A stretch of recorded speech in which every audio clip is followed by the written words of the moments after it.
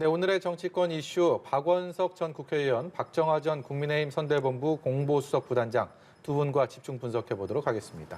어서 오세요. 안녕하십니까. 지방선거 얘기 좀 해보겠습니다. 경기지사를 놓고 민주당도 그렇고 국민의힘도 그렇고 최대 격전지로 떠오르고 있습니다. 먼저 민주당 얘기 해볼 텐데요. 민주당에서는 이 경선룰이 사실 50대 50, 권리당원 50%, 일반 여론조사 50% 이것이 기본인데 김동연 예비후보 같은 경우는 사실 권리당원에서는 좀 약세를 보일 수밖에 없는 상황이고 그렇다 보니까 이미 출사표를 던진 후보들 사이에서 좀 경선 룰을 좀 조정하는 것이 낫다 아니면 유지해야 된다.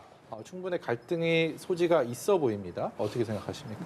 유불리에 따라서 이해관계가 좀 다른 것 같습니다. 김동연 후보 같은 경우에는 이제 막 합당을 통해서 민주당에 들어온 입장이기 때문에 권리당원 기반이 거의 전무하다고 봐야 되겠죠. 그런 면에서 이렇게 이제 뭐 합당이든 입당이든 통해서 출마하는 그런 외부 인사한테 현재의 룰이 그다지 공정하지 못하다 이런 문제의식을 갖고 있는 것 같고요.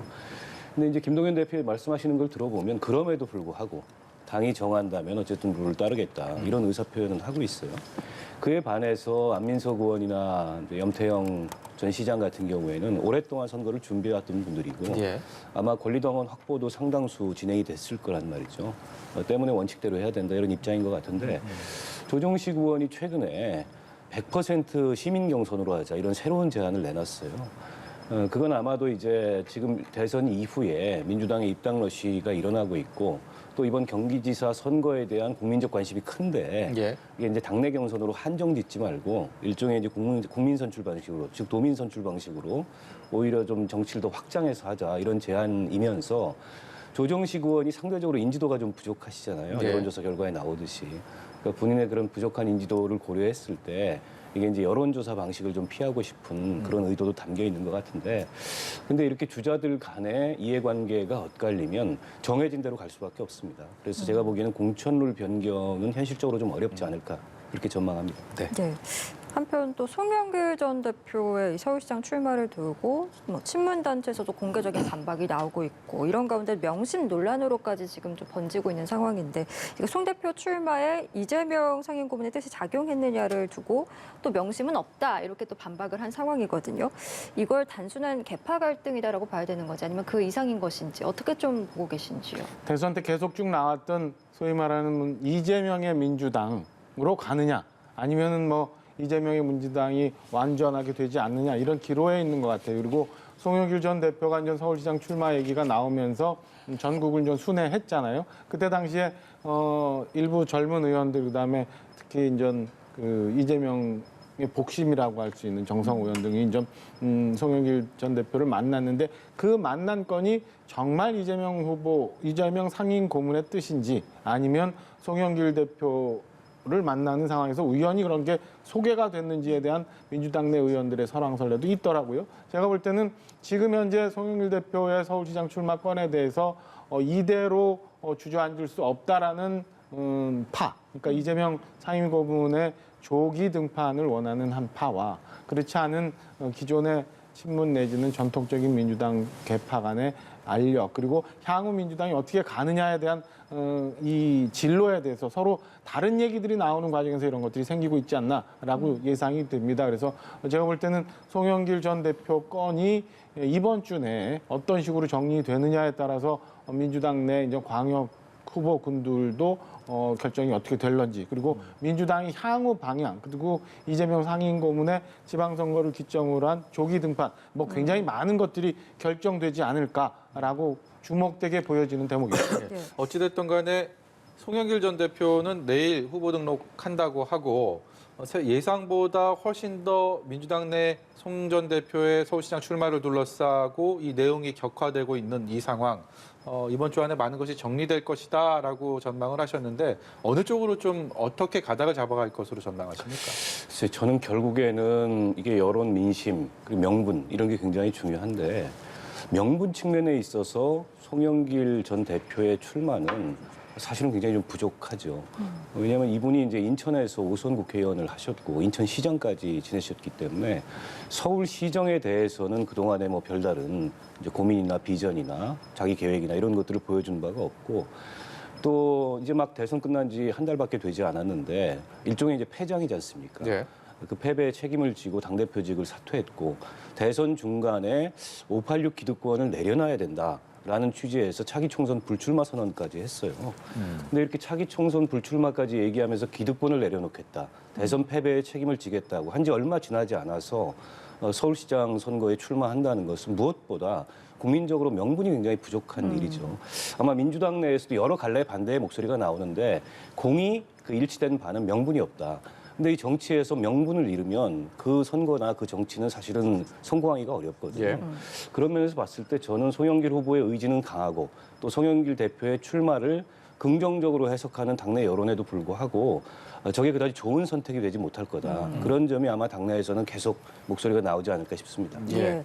앞서 말씀해주신 것처럼 낙선 이후에 이제 집거에 들어갔던 이재명 고문 같은 경우에는 낙선 인사 형식의 전국 순회를 숙고 중인 것으로 알려지고 있는데 서서히 활동 재개를 준비하고 있는 것 같거든요.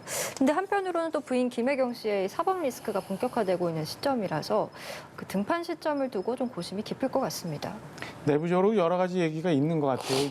저는 대선에서 나름 선전을 했기 때문에 향후 민주당이 지방선거를 뚫고 나갈 수 있는 돌파구를 이재명 상임 고문을 통해서 좀 하고자 하는 이런 욕구들이 있는 것 같아요. 지금까지 대선 이후 여성위원장의 이제 상에 갔던 거 외에는 계속 칩거를 하고 있는데 이재명 후보가 그 사이에 이제 여러분들 뭐 전화 통화한 얘기들이나 이런 것들은 좀 알려져 왔습니다만 네. 아직까지는 조용한 모습을 보이고 있어요. 근데 당내에서는 뭐 지금 저희가 좀 전에 이제 서울시장 문제 얘기도 했습니다만은 지방선거에서도 침체되어 있는 당내 분위기를 이끌어내지 못하면 굉장히 향후 어려워질 수도 있다라는 얘기 때문에 이재명 후보의 조기 등판을 얘기하고 있고 또 하나는 말씀하신 것처럼 사실은 좀 특수한 경우긴 합니다만 이재명 상임고문이 사법 리스크에서 편안치 않은 상황이에요. 그러니까 부인의 법인카드 수사도 지금 경기도에서 시작이 됐고 그다음에 뭐 대정동에 대한 논란도 여전한 상황이라서 조기 등판해서 정치적인 입지를 가지고 있어야 사법 리스크에서 좀 벗어날 수 있다라는 얘기들이 있어서요. 저는 뭐 많은 분들이 이재명 상임고문이 당분간은 휴직기를 갖고 호흡을 가다듬고 난 다음에 등판해야 된다는 목소리도 있습니다만은 제가 볼 때는 어쩌면 의외로 굉장히 조기에 6일 지방선거의 빈 지역구 자리를 통해서 중앙정계에 나오거나 아니면 지방선거에서 굉장히 그 후보들 지원하는 활동을 하거나 하는 식으로 일찍 등판하지 않을까라는 예상을 조심스럽게 좀 해봅니다. 예, 그런가 하면요. 국민의힘에서는 김은혜 의원이 오늘 경기지사 출마를 선언했는데 김은혜 의원이 윤석열 당선인의 마음, 이른바 윤심을 반영한 출마인지 아닌지 얘기가 이어지고 있습니다. 관련해서 목소리 듣고 오겠습니다. 일부 저도 그 윤심이 담긴 출마 아니냐라고 그 보도된 바를 보았습니다. 세 분의 그 출마자에 대해서는 자천타천으로 이미 출마를 하기에 손색가 없다라는 여론이 조성돼 있었기 때문에 무엇보다 중요한 것은 선거에 나서는 분들은 본인의 강력한 결단이 없이는 그 누구도 선거에 나가라고 할 수가 없습니다. 그래서 본인의 결단과 주변에 어떤 나가보아도 좋겠다라는 인식이 모두 조화된 것이지 특별히 당선인께서 나가라 마라 그 말씀하신 바는 없다고 생각하시면 되겠습니다. 네, 이 질문은 박정화 단장보다는 박원석 의원께 드리는 게 맞을 것 같습니다. 네.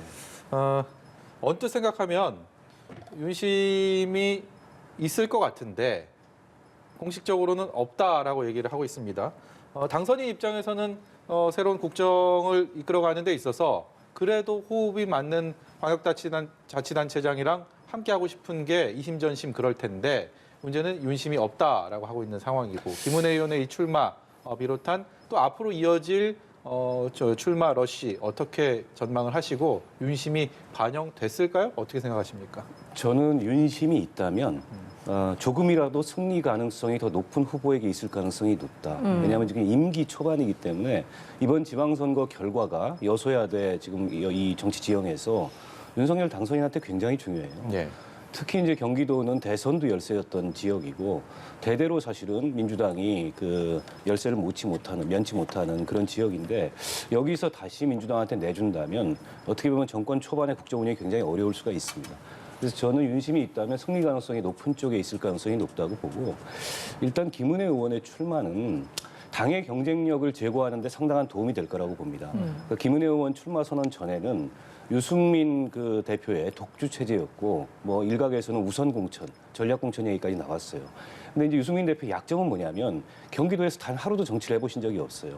그게 이제 본선에 가서 내내 걸림돌이 될 텐데 치열한 경선을 거치면 그 과정에서 그런 것들이 조금 불식되고 유권자들이나 여론의 공감대를 넓힐 수 있는 이제 그런 요소가 되거든요. 김은혜 의원으로 봤을 때는 개인적으로도 손해날 게 없습니다. 설사 그 안 되더라도 본인의 무슨 의원직에 지장을 받는 것도 아니고 정치적 체급은 높아지지 않습니까? 대선 주자인 유승민 의원하고 겨뤄서 뭐 막판까지 치열한 경합을 했다. 이러면 그 위상이나 비중이 굉장히 높아지기 때문에 전혀 손해날 게 없는 선택이고 개인으로 볼 때나 뭐 당으로 볼 때나 혹은 유승민 그 대표를 고려할 때도 저는 여러모로 나쁘지 않은 선택인 것 같습니다. 모의고사를 잘 치러보는 그런 그렇죠. 차원에서 예, 알겠습니다. 예. 그런가 하면 또 국민의힘은 원내대표 이제 선거도 앞두고 있는데 권성동 의원과 지금 조혜진 의원이 출사표를 내걸었거든요. 국민의힘 원내사령탑이 이제 2파전 가능성이 높아진 가운데 벌써부터 뭐 윤핵관 대 비핵관이다 이런 이야기들이 나오고 있습니다. 당내에서는 좀 어떻게 해석을 하고 계신지요? 중요한 바로미터가 될 수 있다고 보여지는데요. 지금 애초에는 뭐 김태흠 의원의 원내대표 도전설이 있었고, 근데 최근에 이제 충남 도지사로 이제 선회를 한 상황에서 과연 그 권성동 의원의 추대가 가능할지 뭐 이런 게 귀추가 주목돼 있는 상황에서 조혜진 의원이 나왔습니다. 전체 결과를 뭐 예단하기는 어렵습니다만은 과연 표차가 얼마나 되는지, 그다음에 비핵관이라고 할 수 있는 조혜진 의원이 얼마나 받는지가 지금 현재 당과 당선인 측의 통이동과의 관계를 보여줄 수 있는 상황 아닌가라고 보여져요. 그래서 현재 물론 전 임기가 시작되는 초반이고 대선이 끝난 지 얼마 안 됐기 때문에 소위 말하는 당선인 측의 입김 내지는 영향력이 큰 상황이고 당선인과 같이 호흡을 같이 해야 될 여러 직책들이 필요한 상황입니다만은 이 건을 당에 있는 많은 의원들이 얼마나 수용할 수 있는지, 그리고 이게 당과의 갈등이 아직은 노정되지 않고는 있습니다만 그게 한계 역지 상황을 어느 정도까지 용인해 줄 수 있는지를 보여줄 수 있는 관계인 것 같아요. 그래서 지금 권성동 의원과 조혜진 의원 간의 원내대표 선거 결과가 지금 얘기가 되고 있는 김은혜 대변인의 경기도지사 출마, 그리고 김태흠 의원의 충남도지사 출마, 이런 것들이 당에서의 판단은 어떻게 하고 있는지, 향후 당선인, 그러니까 5월 10일 이후에는 전 대통령이 되겠죠. 대통령과 여당인 국민의힘과의 관계가 어떻게 풀려갈지 뭐 이런 것들을 보여줄 수 있는 바로미터인 것 같아서 관심 있게 표차가 얼마나 되는지, 결과가 어떻게 되는지 지켜보고 있습니다. 이 원내대표 선거는 여론조사 방식이 아니고 말 그대로 국민의힘 의원들이 그렇죠. 뽑는 의원들의 대표 선거입니다. 그렇기 때문에 의원들 개개인의 어떤 마음들, 표심이 굉장히 중요한 상황이고 그렇다면 지금 권성동 의원 같은 경우는 누가 뭐라 해도 윤핵관이라는 표현을 하셨지만 윤석열 당선인의 측근 중에 측근이고, 조혜진 의원 같은 경우는 뭐 윤석열 당선인과의 어떤 개인적인 인연이나 선거 과정에서 어떤 그런 인연들은 상대적으로 좀 덜한 그렇죠. 상황입니다. 그렇기 때문에 이것이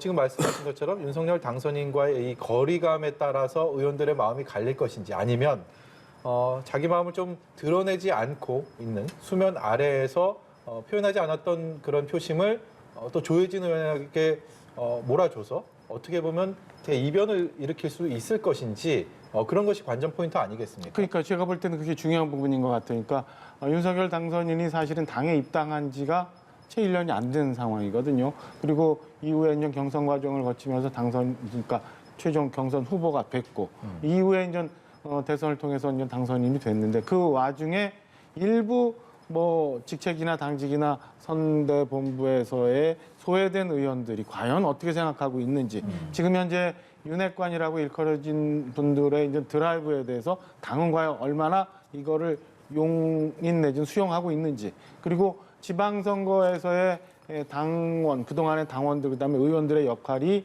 지금 현재 좀 뭐 경기지사 출마 권유 부인은 하고 있습니다. 설 내지는 뭐 충남도지사 김태흠 의원의 출마설 뭐 이런 것들이 섞이면서 과연 지금 110여 명의 국민의힘 의원들은 네. 어떤 판단을 하고 있는지, 그러니까 여전히 대통령과 같이 가면서 힘을 실어줘야 된다라는 의견이 우세할지, 아니면 좀 더 협치하고 권한과 권력을 좀 나눠서 같이 하자는 의견이 많을지를 지켜볼 수 있는 바로미터가 되지 않을까라고 저는 예상을 하고 있습니다. 알겠습니다. 저희 주제를 좀 바꿔서요. 집무실 이전 관련 내용 좀 다뤄보겠습니다. 정부가 임시국무회의에서 대통령 집무실 이전을 위한 예비비를 의결했습니다. 관련 내용 듣고 계속해서 이어가도록 하겠습니다. 인수위가 추진하는 대통령 집무실 이전은 청와대, 국방부, 합창 등 안보의 핵심 컨트롤 타워와 직접적인 관련이 있기 때문에 꼼꼼히 따지며 추진해야 할 사안입니다. 이런 점을 감안하여 정부는 인수위 측과 의견 조율과 협의를 통해서 예비비를 상정하게 되었습니다. 정부 교체기에 자칫 안보에 취약해질 수 있고, 특히 최근 북한의 군사적 움직임이 심상치 않은 상황이며 한미 군사 훈련도 성공적으로 치러야 하는 그런 시점입니다. 네, 참으로 어렵게 돌고 돌아서 예비비가 오늘 의결이 됐습니다. 당초 인수위 쪽에서 요구했던 금액보다는 130억 정도가 좀 줄은 상황인데 어떻게 일단 평가하시는지 좀 여쭤보고 싶고요. 그리고 안보에 대한 얘기를 이 협의 과정에서도 주된 주제였고, 지금 김부겸 총리의 입을 통해서도 안보에 대한 얘기를 또 했습니다. 그 부분에 대한 의미도 한번 짚어주시죠. 일단 뭐 합참 이전 비용은 이번에 빠졌고요. 그거는 이제 안보 공백이나 또 지금 목전에 있는 한미연합훈련 이걸 고려했을 때 당장에 합참 이전을 시작하기가 어렵기 때문에 뭐 불가피하게 양측이 조율을 한 것 같고요. 어찌됐건 간에 과정은 굉장히 매끄럽지 못했고 여전히 많은 우려들도 있는 게 사실입니다. 예. 그러나 어쨌든 첫 발을 뗐다는데 의미가 있고, 이게 이제 신구 권력 간의 파열, 신구 권력 간의 뭐 전면적인 갈등 이런 식으로 비화되지 않은 건, 이쯤에서 봉합된 거는 다행이라고 보는데요. 근데 이제 임기 첫날을 새로 이전된 집무실에서 맞이하기는 현실적으로 물리적으로 굉장히 어려워졌어요. 네. 당분간 이제 그 통이동 인수위 사무실을 집무실로 써야 할 텐데 여러 가지 사실은 문제가 제기될 거예요. 그 출퇴근 과정에서 교통 통제부터 시작해서 그게 초래하는 어떤 시민 불편, 또 그 통이동 그 집무실 주변을 가보면요, 거기가 굉장히 좁습니다. 자칫 그 앞에서 뭐 어떤 시위대라도 이렇게 시위를 하게 되면은 대통령이 그 안에 갇힐 가능성도 있어요. 그런 등등에 대해서 뭐 경호 문제를 포함해서 어떤 계획을 갖고 있는지 인수위도 여러 가지로 고민이 필요한 상황이고, 예. 아마 이게 이제 이전을 완벽하게 마치려면 한 1년여는 최소한 소요될 텐데, 그 기간 동안에 특히 이제 청와대 위기관리센터로 대표되는 그런 어떤 안보 컨트롤 타워가 이상 없이 작동을 해야 되는데, 그에 대해서도 차질 없이 꼼꼼하게 시나리오를 가지고 준비를 해야 되지 않을까 싶습니다. 안보에 대해서는 뭐 여야 뭐 진영을 상관없이 공백에 대해서 허용해서는 안 되고 실수가 허용되지 않는 분야이기 때문에 더더욱 신중할 수밖에 없는데, 마지막까지 안보 얘기를 한 이 상황, 결국 아무 공백 없이 부드럽게 유연하게 이 이전이 가능할까라는 물음표는 여전히 따라 붙는 것 같습니다. 저는 뭐 가능하리라고 봅니다. 애초에 이제 용산시대라는 걸 검토했을 때부터 당선 측에서 면밀히 검토를 했었고, 지금 현재도 사실은 뭐 예비비가 승인이 되지 않았기 때문에 공사가 시작이 못 됐습니다만은 뭐 설계 내지는 준비는 다 되어 있는 걸로 저는 알고 있거든요. 예. 그래서 저는 뭐 지금 물리적으로 국방부나 합참이 이전하는 거 외에 나머지 정보나 안보 시스템 같은 것들은 이전이 되는 상황이기 때문에 저는 뭐 안보에 대한 걱정은 안 하셔도 될 것 같고, 다만 지금부터 이제 한 달 정도 남았잖아요. 한 달 정도 남았는데 그 사이에 얼마나 이제 속도감 있게 이제 공사가 진행되느냐, 이런 것들을 한번 봐야 될 부분인 것 같아요. 아무튼 그동안 이전 문제 가지고 현 정권과 이제 향후 차기 정권이 굉장히 부딪히는 모습들을 보여서 국민들 불편했었는데 이번 기회를 통해서 그런 것들이 좀 해소가 됐으면 하는 바람이 있고요. 예비 문제가 나온 지 한 2주 정도 이상이 좀 된 것 같아요. 결국에는 2주 동안 우리가 공허한 시간을 보냈었던 것 아닌가라는 아쉬움도 여전히 남아는 있습니다. 이 갈등 과정에서 이전 비용을 놓고 견해차가 꽤 크지 않았습니까? 뭐 몇천억 대다, 아니 몇 조다, 뭐 이런 얘기들도 있었고, 그것이 뭐 정확히 어떻게 산출이 됐는지에 대해서는, 그리고 그 정확한 액수가 얼마인지에 대해서는 아직도 잘 모르겠는 그렇죠. 그런 상황인데, 그 부분에 대해서는 일단 예비비는 통과됐는데 앞으로 좀 어떻게 이런 이전 비용 마련이나 이런 부분은 무리가 없을까요? 그때 당시 저희가 뭐 조 단위로 얘기했을 때는 국방부 청사를 새로 신축하는 뭐 이런 문제가 있었기 때문에 그렇게 많이 나왔는데요. 저는 뭐 그렇게까지는 가지 않아도 될 것 같고, 그다음에 지금 급하게 사실은 용산 시대를 열기 위해서 지금 예비비를 통해서 준비는 하고 있습니다만 향후 용산 시대에 대한 준비가 완벽하게 준비가 돼서 국민들한테 이걸 설명을 해주고, 그리고 이에 따라서 순차적으로 용산 시대를 맞고 그다음에 한미연합사나 국방부도 새로운 자리를 잡을 수 있는 예. 그런 계획이 나온다면 저는 뭐 국민들도 환영을 할 수 있고 박수를 받을 수 있을 거라고 봅니다. 어쨌든 안보 공백 없게, 그리고 새 대통령이 불편하지 않게끔 빨리 조속히 공사가 진행되는 게 우선 아닌가 싶습니다. 예, 알겠습니다. 그리고 그동안에 일반인의 출입이 통제됐었죠. 청와대 뒤편 북악산 남쪽 면이 어제 개방이 됐는데요. 먼저 관련해서 청와대 목소리 듣고 오겠습니다. 북악산 인왕산을 전면 개방해서 시민들께 돌려드리겠다는 건 대선 후보 당시 밝힌 국민과의 약속이었습니다. 이번에 하는 남측면 개방도 이미 준비가 되어 있었고, 사실 몇 달 전 개방하려고 했는데 코로나 상황이 심각해 연기했던 것이고요. 예, 오늘 북악산 전체가 개방이 됐습니다. 윤석열 당선인은 줄곧 취임 동시에 이 청와대 완전 개방을 약속해왔고, 이게 이제 예비비 의결 날짜와 맞물리면서 북악산 개방이 굉장히 관심이 높아진 상황인데, 보신 것처럼 청와대에서는 문 대통령의 대선 공약이자 오래전부터 준비해온 일이라고 언급을 했거든요. 어떻게 좀 보셨습니까? 뭐 대선 공약이기 때문에 임기 마치기 전에 실행해야 되겠다 이런 계획을 세웠을 거라고 보고요. 근데 이제 그 북악산 남측면이 바로 청와대 뒤입니다. 그리고 과거에 그 김신조 사건 때 이 무장공비들이 침투했던 루트이기 때문에 경호상의 측면에서나 안보상의 측면에서 굉장히 중요한 그런 장소인데, 근데 이제 시대 변화에 맞게 그동안에 여러 가지 통제가 있었던 청와대 인근들을 개방하기 시작했습니까? 그거에 이제 완결 짓는다. 그 개방을 완결짓는다는 의미에서 이번에 결정을 한 것 같고요. 물론 이제 그 새 대통령 당선인의 청와대 개방 약속도 은근히 신경이 쓰였을 거라고 봅니다. 문 대통령이 공약을 이행하지 못하고 새 당선인이 이제 임기 시작과 동시에 이 북악산 남측면까지 한꺼번에 개방을 하게 되면 사실상 그 약속은 당선인이 지키는 게 돼버리니까 청와대로서는 아마 임기 마지막까지 했던 약속은 지킨다. 그걸 갖다가 좀 증명하고 싶어서라도 조금 서둘러서 개방을 하지 않았나 싶습니다. 예. 이번에는 청문정국 얘기 좀 해보겠습니다. 한덕수 총리 후보자 인사청문회를 준비하면서 하루하루 이렇게 보내고 있는데, 민주당에서는 사실상 옛 식구라고 볼 수가 있을 텐데 바짝 날을 세우는 모습입니다.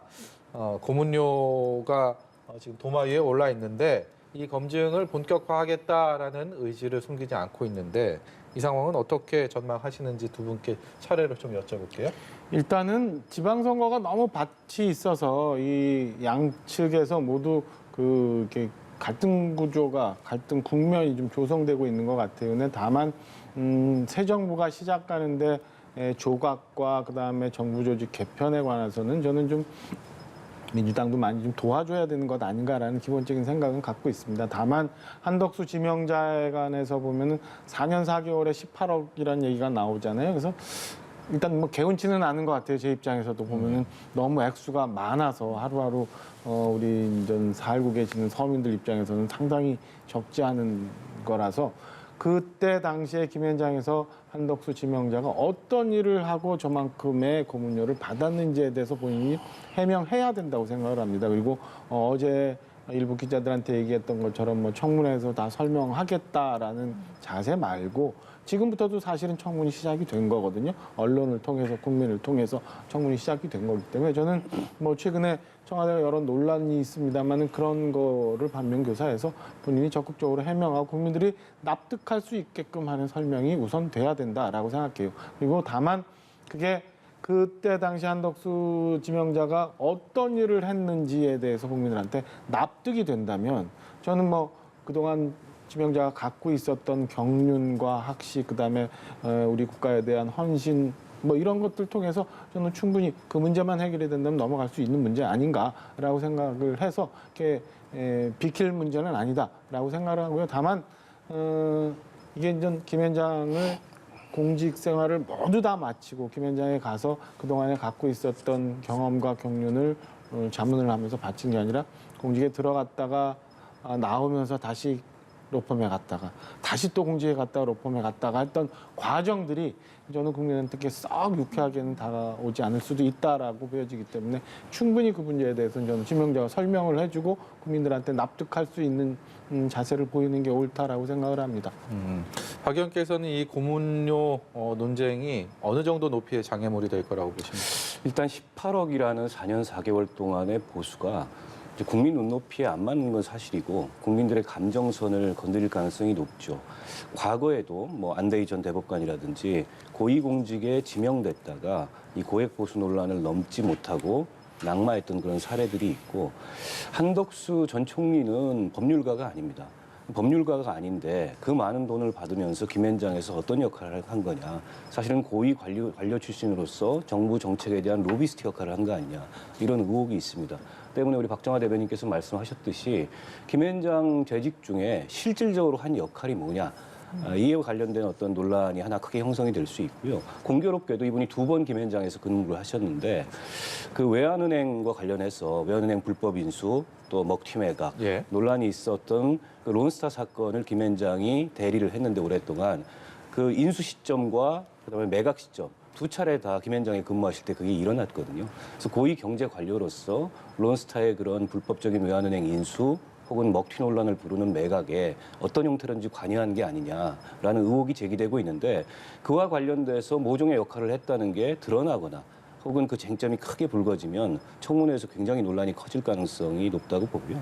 또 한 가지 이제 처신의 문제입니다. 이분이 이제 공직자 로펌, 다시 공직자 이렇게 계속 회전문처럼 공직과 사기업을 오갔는데 사실 그런 김현장과 같은 대형 법률 회사라는 것이 대개는 이런 어떤 대기업이라든지 이런 데 이익을 일방적으로 대변하는 그런 역할을 해왔고 단지 법률적인 대리 역할이나 자문 역할을 하는 것뿐만이 아니라 정부 정책을 그 과정에서 왜곡시키는 그런 로비스트 역할을 하고 있는데 근데 고위공직자들이 계속 공직이 끝나면 그런 로펌에 가서 개인적인 사익을 추구하는 게 맞느냐 이런 지적도 나올 수 있어서 애초에 뭐 무난한 인사일 거다.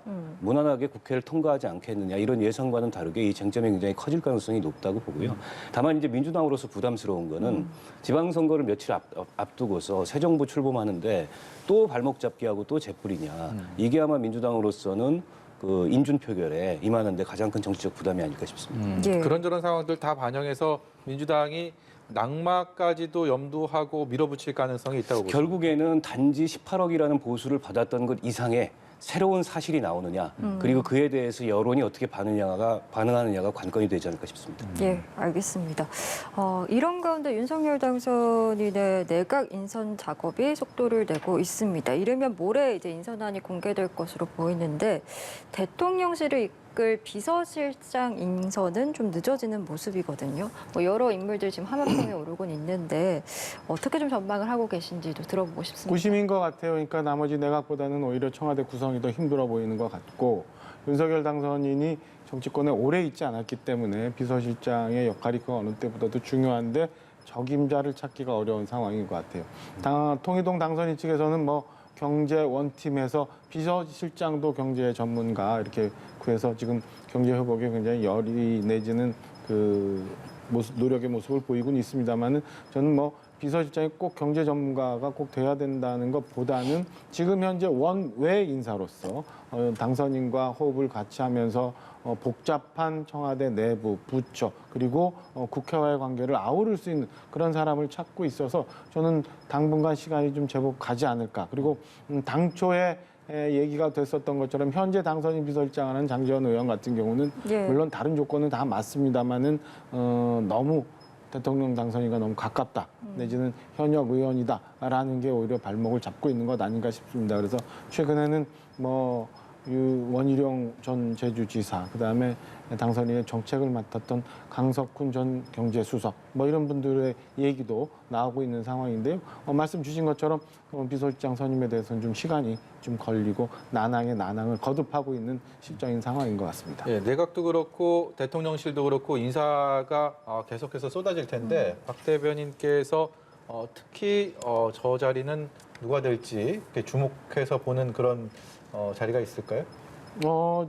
저는 지금 대강 그 경제수장에 대해서는 윤곽이님 나오는 것 같습니다만은 경제수장을 누가 맡을 건가, 그리고 이 민정수석의 자리가 없어진다고 하니까 청와대 내에서 그럼 특별감찰관 역할이나 아니면 민정수석이 기존에 했던 역할을 과연 어떤 식으로 당선인이 구성을 해서 청와대 구성을 할 건가, 이런 것들이 주목되게 이렇게 관심을 갖고 보여지는 대목이었습니다. 박 의원께도 같은 질문 드리도록 하겠습니다. 저는 상대적으로 이게 언론에서 크게 주목을 안 하고 있는데 우리가 처한 지금 국제적인 환경이나 이런 걸로 봤을 때 외교안보 컨트롤 타워를 어떻게 구성하냐가 굉장히 중요한 문제가 될 것 같아요. 지금 국제 그 질서가 신냉전 얘기도 나오고 있고 또 미중 간의 패권 경쟁이 갈수록 격화되고 있고 그 사이에서 우리가 쿼드를 비롯해서 여러 가지 끼인 신세가 돼 있는데 굉장히 지혜롭게 헤쳐나가야 될 상황이거든요. 경제 상황도 만만치 않고. 그래서 또 이게 경제와 외교가 분리된 게 아니고 외교가 경제고 경제가 외교인 상황에서 외교안보 컨트롤 타워 구성 문제가 실은 지금 겉으로 비서실장이라든지 혹은 경제부총리라든지 이런 자리가 주목받는 데 비해서 실질적 중요성은 더 크지 않을까 싶습니다. 예, 알겠습니다. 저희 오늘 두 분 말씀은 여기까지 듣도록 하겠습니다. 박원석 전 의원, 또 박정하 전 국민의힘 선대본부 공보수석 부단장과 함께했습니다. 오늘 말씀 고맙습니다. 고맙습니다.